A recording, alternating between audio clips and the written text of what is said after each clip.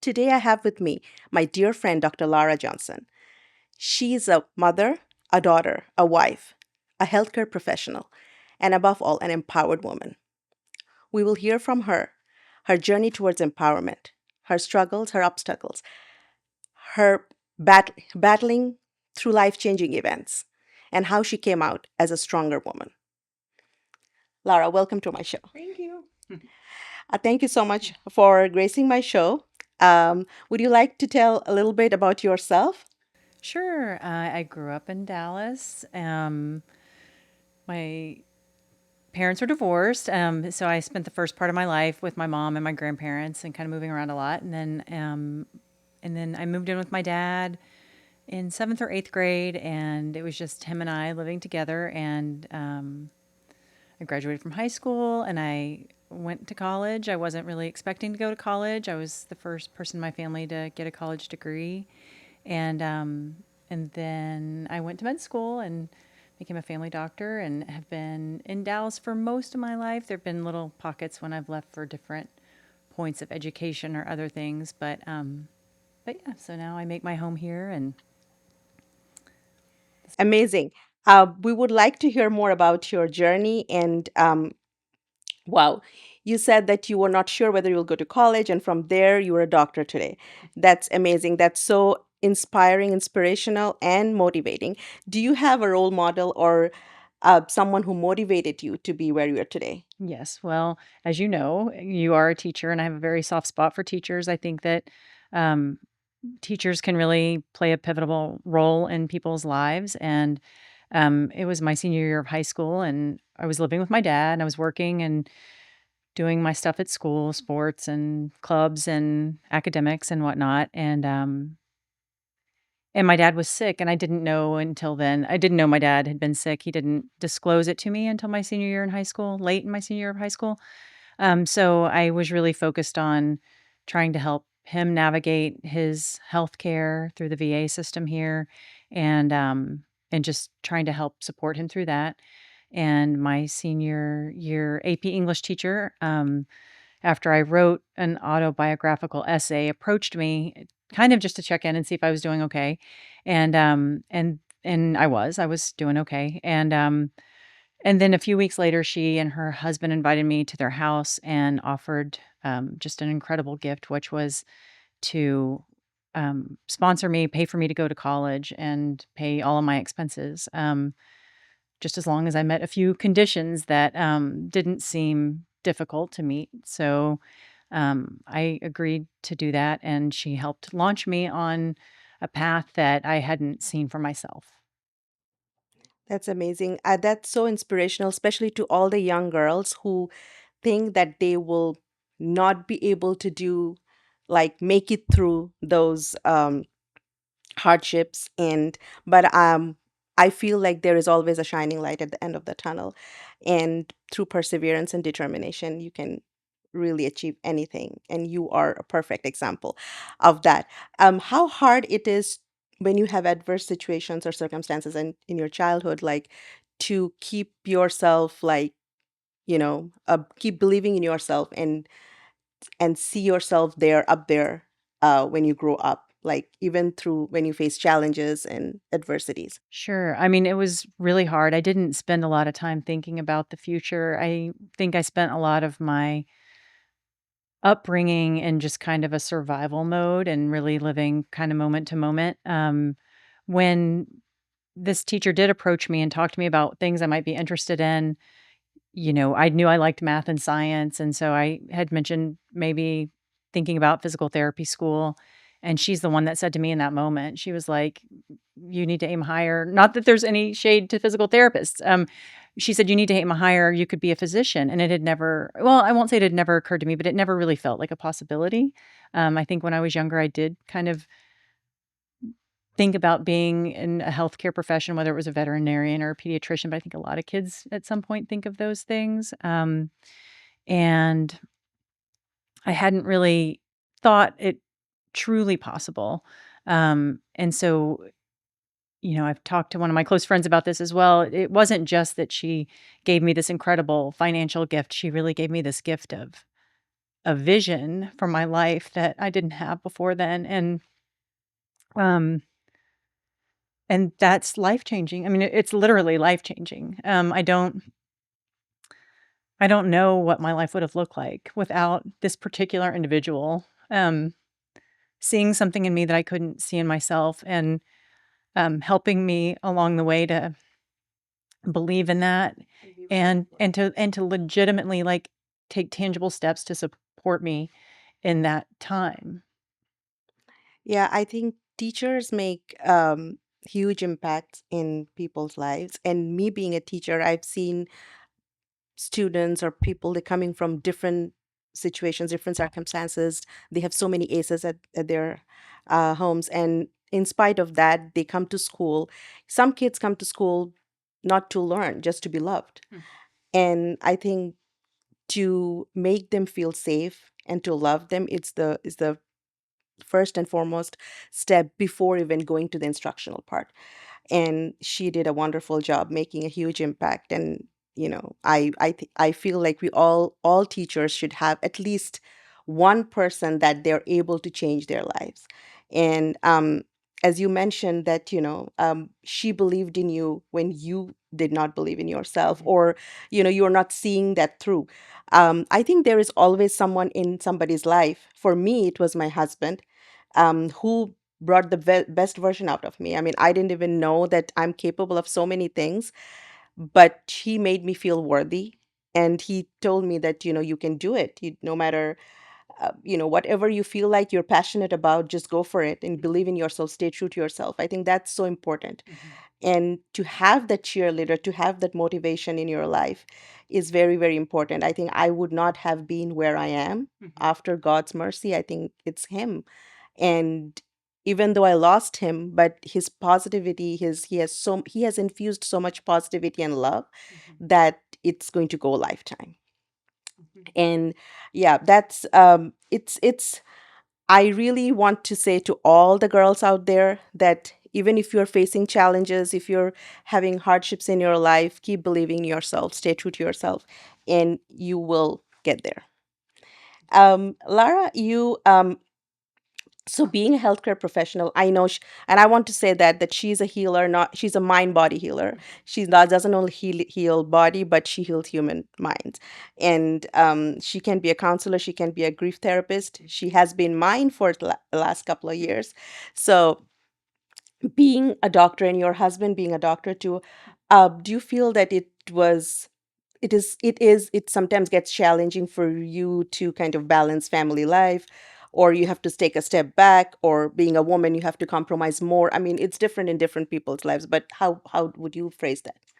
Yes, I think, part of what makes this a little uncomfortable for me is that professionally, I always say I'm a private listener, right? I'm almost always in a one-on-one situation. Obviously, sometimes there's someone accompanying someone to an appointment, um, but hearing what's going on with people, and like you said, it's not just the physical symptoms, it's what's going on with you mentally and spiritually, and where's the pain in your life, or where's the area that you are working on to heal or to improve. And that is can be taxing. It can be the experience of kind of secondary trauma when people have gone through traumatic things and you hear about them and you care about this person who's sitting in front of you.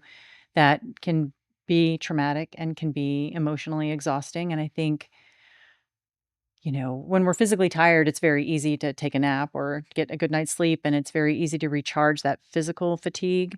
But when we're emotionally or spiritually tired, that's a little more challenging to figure out how to recharge that part of ourselves. And so I still am learning how to do that. But I think I've gotten better at it over the last several years. I think the pandemic was a huge blow, and it was a really hard time in healthcare, and I think a lot of my colleagues had it way worse than I did and suffered a lot of, burnout during that time. I was fortunate enough to be able to take a few months off and, kind of try to reset some things and um, tend to the things in my own family and in my own home that were happening. Um, but it is a careful balance of I mean, it's the old saying that we've all heard a million times of, making sure that you're taking care of yourself so that you can show up for the people who rely on you and who you care for.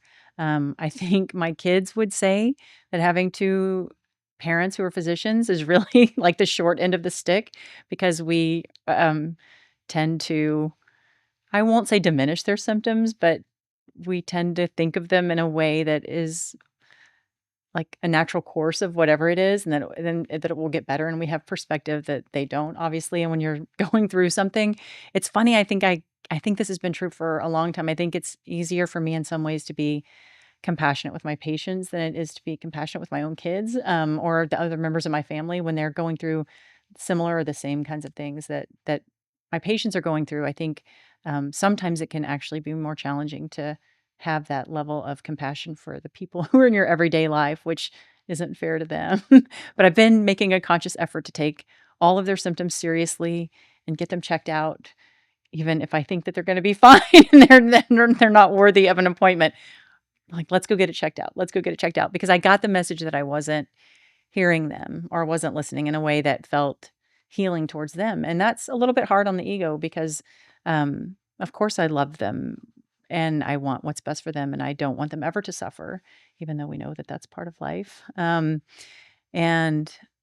so, anyway, that's been an interesting kind of challenge. I think some of my other doctor friends told me the same thing, that kids think that they're not taking them seriously because they're like, they're doctors, they're physicians, they're seeing much more adversity or like, in the hospital setting, serious conditions. And then when they see their children having like running a fever, they're like, okay, take Tylenol. Right. And like, what? I'm gonna just take Tylenol because we're sick. Right. Yeah. But I think balancing how you're balancing, that's wonderful. So people who are thinking, girls, that, you can be, being doctor and being a mom and being a wife would be hard. It is hard, but it's doable. And, you know, she's the living example that it is doable. And she has, I mean, you have amazing children. You have raised them up so well. They're very well raised. So I think prioritizing things in life is so important. I can also say a little bit from my perspective that I have, after I lost my husband, I have like so much to do. My work and his work are all on my plate, Mhm. and I have learned to prioritize things, which I didn't know before because he was doing a lot more than I was doing. But now, like balancing work and charity work and all other things in my life and my kids. So I Being think a single parent. being a single parent, and I think it's very important. I think human beings can do things only if they prioritize, and make it an effort that they will do it. um, and I'm going to ask this question, and I have asked other my other guests as Mhm. well. Like, how do you feel, how important it is to have a life partner who is like very supportive? Like, I mean, I know it makes it much more like easier for anybody to, achieve their goals, or, keeps them going. So in yours, uh, Well, I think I'm gonna be a little bit of a snarky person here, and I think that it's been very lovely for my husband to have a supportive partner in me. I'm not to say that he's not supportive, but I think that traditionally, more of the domestic work, more of the emotional work, more of the, day-to-day kind of ins and outs of family life, I think traditionally in a lot of households falls to the female member of the household if there happens to be only one of them. And I know families come in all shapes and sizes and flavors, but I think there have been times when that's been a struggle where it does feel a little bit imbalanced. And that's not to say that my husband's not a lovely and wonderful human being. He is. But I think he's been able to focus more on his work and his research and the things that he is interested in professionally to a level that would be difficult for me to do and manage all the things that I continue to manage with our home, with our kids, and with the emotional well being of our family. right. And that's just being honest. I know that may not be the answer that you want, but I, I think you answer it perfectly. I think some of it goes to also being a woman. I think we are more nurturing. We are able to multitask, even though you're a doctor, you'll be able to say better that multitasking is not maybe really not the right, like, best option. But being woman, we have, God has given us more power of multitasking or taking care of people more, in just in general being so loving and nurturing. So even though we are expected to do more, but I think we are also capable of doing more. Yeah, yeah, because and my husband agreed on that. He's like, I will not be able to do the things, the stress, or everything to manage as much as you do, because I will get overwhelmed. And I love my husband to death, and he was one of the best men I have ever met, but he also always acknowledged his weaknesses and shortcomings. And so I think being a woman, it's, yes, we are expected to do more. We are expected, it's kind of like, in it's a natural thing to for the women to compromise more, to take a like you both being doctors and equally successful, but you took a step back and you are happy about that because your kids, you're with, yeah, yeah, and you are being with your kids. And I have been a stay home mom for a few years when I felt that I need to take a step back because it required traveling. My husband was traveling, I was traveling, and who was going to stay home? I did not ask my husband. I mean, he did not refuse it, but I just, it as a natural progression. I never asked him to, so I quit my job and I stayed home. But it was so rewarding. I think that though that time was so valuable spending with my Oh, I kids. agree. I think there's a sense of purpose and meaning and um, just a depth to the life experience that comes with really being there and being in the moment um, for growing humans. I mean, growing humans takes a lot of energy, Right. emotionally and spiritually and physically. I mean, at different ages and stages, that balance switches from how much it is, but it takes a lot, and it's one of the greatest honors of my life. Being a mother, being a, the motherhood, being a mother, I think it's a great honor given to us by God. And when we do full justice to it, it feels really satisfying, rewarding. So we are happy about it. It's so I would say that, we're empowered, we are expected to do more, but we are also capable of doing more. So let's.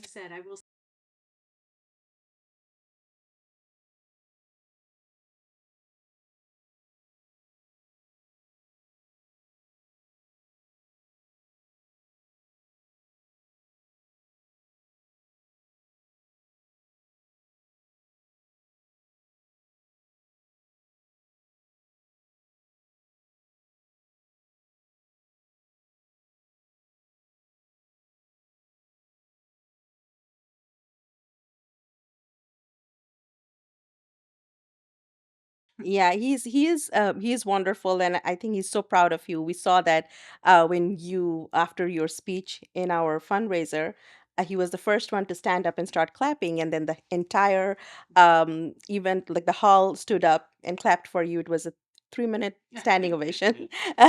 So yeah, I'm sure he's so proud of you for all the right reasons, um, and I know, when you are a mother and you're a healthcare professional, everything, like, life gets hard. S- Do you feel that your children sometimes felt uh that, you guys are like the work is coming to home Oh, sometimes? sure. Yeah, absolutely. I mean, it's hard not to. We try to limit it, but I also think part of it is being human and being honest. And um, I had to come to terms a long time ago with um, letting my kids see a lot of the humanity, and that means, I mean, the messing up. I wish that I could say I'd never yelled at my kids, but I've lost my temper and I've yelled at them before, and I feel so guilty in the moment. I always try to come back around and apologize, but I also feel like it lets them know that I am a full human being who will lose my stuff every once in a while, and I'm not proud of it, and I try to do it less often and less intensely than I did before. I'm trying to learn as I go, but, and the same with work, like, when things happen that are tragic, which are gonna happen when you're in the medical field, um, at a certain age, I feel like it was more important to shield them, but as they've come into their young adulthood, I think it's important to talk about things that are really hard.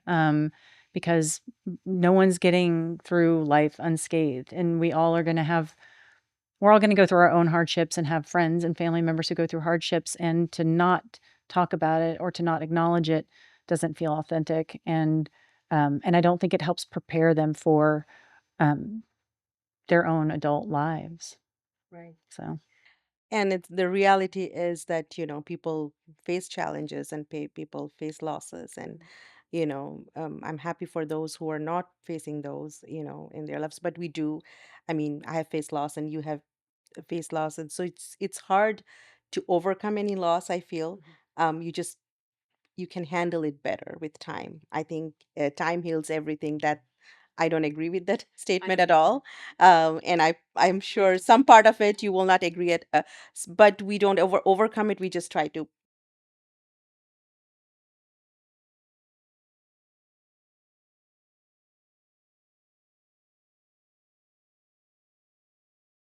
Right. Yeah, your wings get stronger. And it's so important to let other people in our family or who are surrounding us, to let them know that it's okay to feel like that. And they should be empathetic and compassionate with you, because you have, you did go through all those, you suffer those losses. And so they should be understanding. And yeah, I agree with you that, letting them know that, it's real, and, people can have those challenges. Yeah. Lara, I'm going to focus the shift a little bit to um, like to professional setting a little bit. So, for you being a woman and being a doctor, to climb up the ladder where you are right now, do you feel like, being a woman, you faced more challenges where you are, rather like if you would have been like, well, it'll take me a minute to answer that question fully, but I mean, I do think that we face different things in the workplace than men face, and I can give you some concrete examples. When I was in residency training in Fort Worth at John Peter Smith, one of my um, co-residents, who's still a good friend of mine, she and I both were premature gray people, and we would be on a rotation together, and you're working a ton of hours a week, right? It's crazy. It's crazy number of hours a week that you're working. So you really are very much focused on your career and your education. And and we were together in a clinic, and one of the male attendings noticed that it had been a while since we'd gotten our hair dyed because our roots were growing in, and made a comment to both of us about needing to attend to our physical appearance and needing to not look so old. And I don't think that men face that kind of discrimination in the workplace. I don't think there's an expectation that not only do you show up and do a good job, but you better look good doing it. And that is I know it's been talked about widely in our culture, and there's different terms for it, the pink tax or whatever you want to call it, but just this expectation that you're also supposed to spend a certain amount of time grooming and doing your hair and doing your makeup and looking a certain way to please the men around you. And men don't face that. I mean, let's be honest. Men don't face the same level of criticism around their grooming or right, their appearance that we do. So that inherently, I think for all women in all jobs everywhere is something that I think we deal with as a as part of the species. I think there have been other times, I was going through my medical training in the early 2000s, and it was a time when it was still very common to make sexist remarks in the workplace. And I definitely dealt with a few attendings who were not associated directly with the hospital where I trained, but they were community partners where you would rotate through in their clinics, and they would say inappropriate things to me and the other female residents that were had sexual undertones, and it makes it uncomfortable because we're supposed to laugh it off or not let it bother us, or roll with it to be one of the guys or to be cool or whatever. And it's an intimidation thing. It's a power play, and it's reminding you where you are in the structure. And I think as women, we a lot of times have to grit our teeth and keep showing up. And some of the women that I really look up to who were in my program would confront it head on, even back then, and would call people out.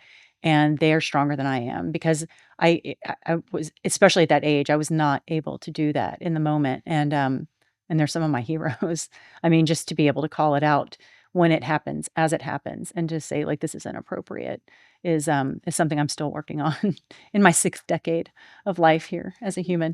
I think no, that you're being modest and you're being kind and you're like, I think you do wonderful how you present yourself, but I feel the same way that appearance for women matter more than men at workspace or anywhere, I would say. Men can just show up like and they will be still okay, whereas women would be judged. And I really hope and pray that the world will change and we will not be judged. We will be accepted as we are. And I yeah, they are my heroes too, who can call it out and just keep doing that.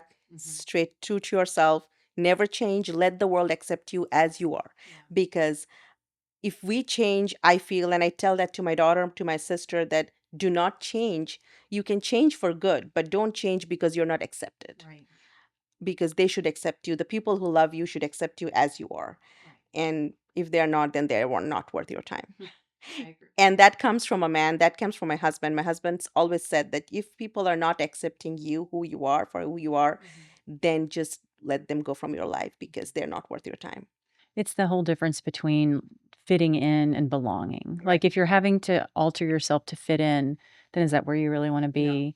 Or do you wanna be able to show up as your full, authentic self and belong with the people that you're with? And so, it's a distinction. I don't think it's one that, um, or at least I'll speak for myself, that I was born with. I think that I very much was born with the instinct of trying to fit in, and it's taken a lot of work to be okay showing up and saying, "Well, this is it. Take it or take it or leave it, like it or don't like it." And, my mom always did say to me and my sister when we were growing up, "There are gonna be people who don't like you, and that's okay." And it was a really hard message to hear as a kid, as a teen, or as a child growing up, because you wanna please people, You want to you be wanna be liked. Yeah. liked, you want to be, or even just, like, not hated, I mean, or not targeted. And so, it's, I appreciate her saying that over and over again as we were growing up, just not everyone's gonna like you. And I think for women especially, that's a really important message, and it doesn't mean that you're failing at being a human or being a woman. It means that my mom used to say, "There's some people I'm proud that they don't like me." She's like, "I don't like them either." And I think that there's some truth in that. Like, there are people that I've met that, like, we're not on the same team, and that's okay. Like, And I think it's for good because I think those people would not add value in your life, and it's okay that they don't like you because I have there are several people out there who don't like me, and that's absolutely fine. I don't want to be with them I'm either. good with that. Yep. Yep, we're good with it. We're good with it. We're good with it. Yeah. Yeah, and because I feel just trying to please someone, and just to be accepted, it's just waste of time and they are not worth your time. So staying true to yourself is so, so, so important. Um, I was asked once when I was working in public school, and one of my colleagues, she asked me that, what if one day you don't wear the scarf? And I said that, well, that won't be me. I would never do that you know, in my like my conscience will not allow me to do that because not apart from being religious, I think that's who I am. And I want to be that because I'm beautiful who I am. I don't want to pretend someone who I'm not.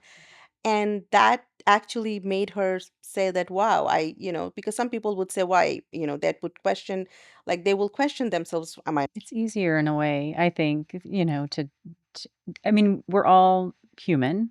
And my grandmother on my dad's side used to always say, if you operate with the assumption that most people who you come across, the vast majority of people who you come across, are doing the best they can, it's just a good place to operate from. And that has stuck with me all these years. Um, and I think most people are doing the best they can, and so we can honor each other by accepting that, and giving everyone the benefit of the doubt, and knowing that we can't know what other people's personal struggles are. And if someone, you know, cut you off in traffic, they maybe they really didn't see you, I mean, just like we all have had that happen. I've had it happen. I feel like I'm an excellent driver, and there've been times I'm like, "Where did that person come from?" So I just like in little ways to, continue to be kind to one another and non-judgmental, and I think it's actually almost an act of resistance. I Right. think kindness is almost an act of resistance. Absolutely. I think my husband always used to say, before you honk the person ahead of you, just try to see what he's maybe he had a bad day. He's going through so much in life. Maybe he's invalid, maybe he's an old person. So, after you honk, you will not be able to take that back. So before you do it, so past 3 years, I haven't honked anyone because I'm trying to. My gosh, I've honked enough for both of us. No, it's not for me, it's for my husband because he was always kind, and he used to say, I know it can be frustrating when you're driving in the road and people are not following rules, but then are they not doing it? Because I feel after I lost him, there have been so many bad days, and then I have snapped at my close friends or family who are you really close to, and not they have been kind to me, and they have not said anything back. So if they can be kind and they can give me the benefit of the doubt, so I think I need to be kind to other people out there in the world. Um, Alara, and this question is a little bit controversial, but you are more than welcome not to answer if you don't feel like. I know you don't fall in that category, but you have worked with people of color and from different religions. So, I mean, in any profession, I mean, I have seen that in being a teacher, there had been discrimination. I mean, I worked with great people in my career, and I'm saying that my coworkers who have been white or of different color, they have been wonderful and lovely with me. Some of them, but there have been like days, or they have there were some situations which occurred due to made me kind of like feel like I was discriminated. Do you see that in healthcare, like people of color or from different religion, that they are not able to go up that far, or even in spite of their potential? I will say, I feel like I've worked at Parkland for the better I've been there over 14 years, but not consistently. I stepped away for a little while, but I've been there over 14 years now, and I actually think they do a really good job of, um, hiring and promoting people who are diverse, and I think part of it has to do with the population that the hospital serves. But I can tell you I used to go to the LEAD meetings, which were the leadership from all the community clinics in Parkland, and for years, I was one of 2 white women in the room, and there were no white men in the room. Um, Everyone was of color. And I think that Parkland does a really good job, at least in the leadership of the clinics. It's harder for me to speak to the bigger hospital structure. I think when you get up to a certain level, it tends to be more homogenous. But I actually think they do a really good job um, of hiring, and looking to hire and, like, intentionally trying to have the workforce, and the leadership of the workforce be somewhat representative of the population that they serve. That's really good to hear because we need to go above and beyond that, especially in 21st century, where we will hire, or we will respect people, like regardless of their race, color, ethnicity, and religion. Because especially in education, I have seen that they say that we are all one, but sometimes it's not practiced, and it broke my heart because we are instilling some values and nurturing young minds, and from educator point of view, we should be perfect because we are laying the foundational skills for all those little ones. But it's good to hear that it's not as much in the healthcare front. At least where I've been. I Right. don't know about other. Right.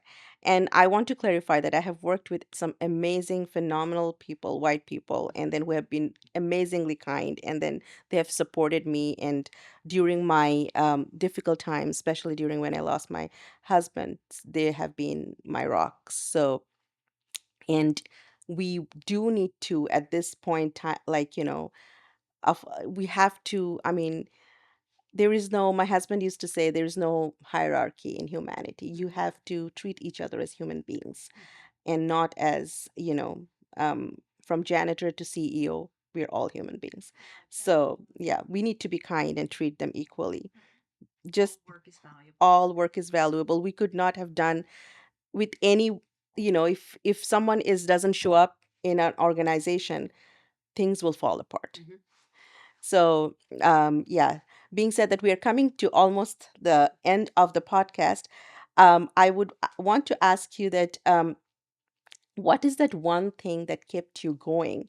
Like, when you were facing those challenges, I know I have seen in my life that there are so many people who during childhood, in their early childhood, they are, either they're coming from, you know raised by single parents or broken homes, and they're smart people, but they don't make it to where they could have been. But you were able to be there. You have been able to keep your grades up and just, hold on tight on and you are wherever you desire to. So what's that one thing that kept you going? What's the one thing that kept me going? I think that I think there's just always been I've always had this sense that things are gonna get better.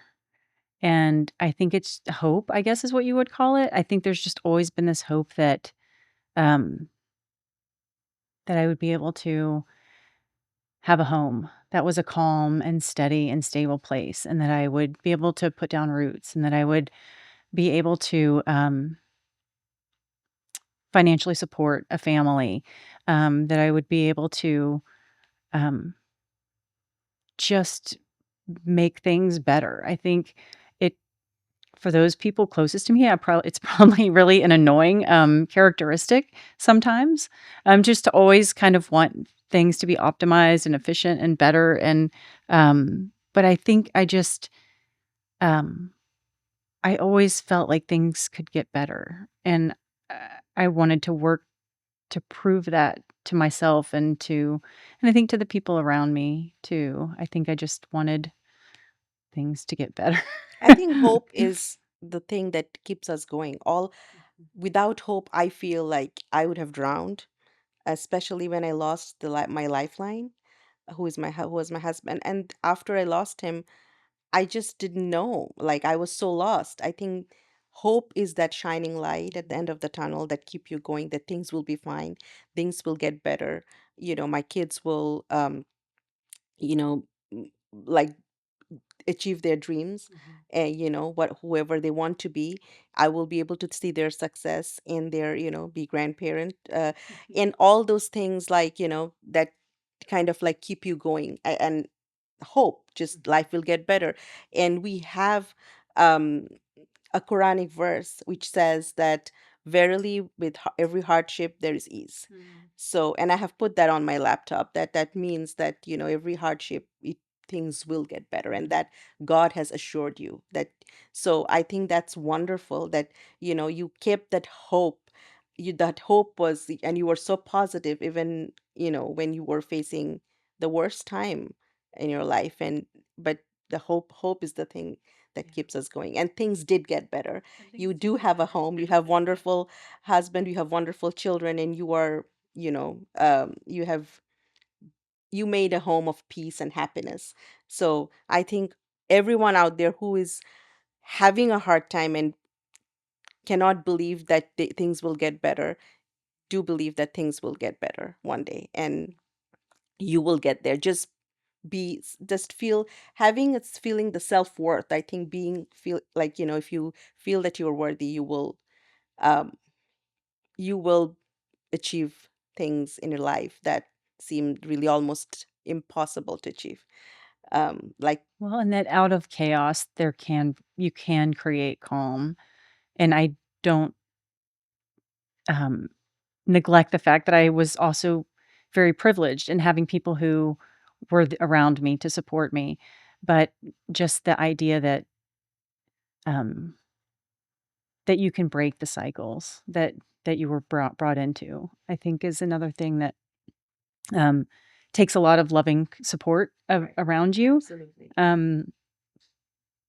but it's like a deep down hope Right. and a dream. I mean, it was a dream. Yeah, yeah, it's a dream hope, but then you need those, and I think God places those people in your life to keep you going, and it's so important. Like you know, you have to be blessed with those people, surrounded by those people, as you just mentioned. And I have been so blessed by, you know, I have been surrounded by amazing people, who loved my husband, who respected them, and they respect me, love me, and then they're always there for me. It's a huge blessing to have them around, to count you, so people that you can count on. You know, so I think we are immensely blessed to have those people in our lives who help us get there. um, so Lara, what is one message that you will give to all the girls, young girls, who are like aspiring to be someone or something, you know, in their life, but not sure, or not like, you know, not there yet, or having facing a lot of difficulties or challenges in life? Well, I think one of the things that's hard for me personally, but I think for a lot of women, is to accept help when it's offered. I think there can be a lot of issues around pride and wanting to do things ourselves, and knowing that, wanting to have that sense at the end of, look at what I've done. But there are people and structures around us for a reason.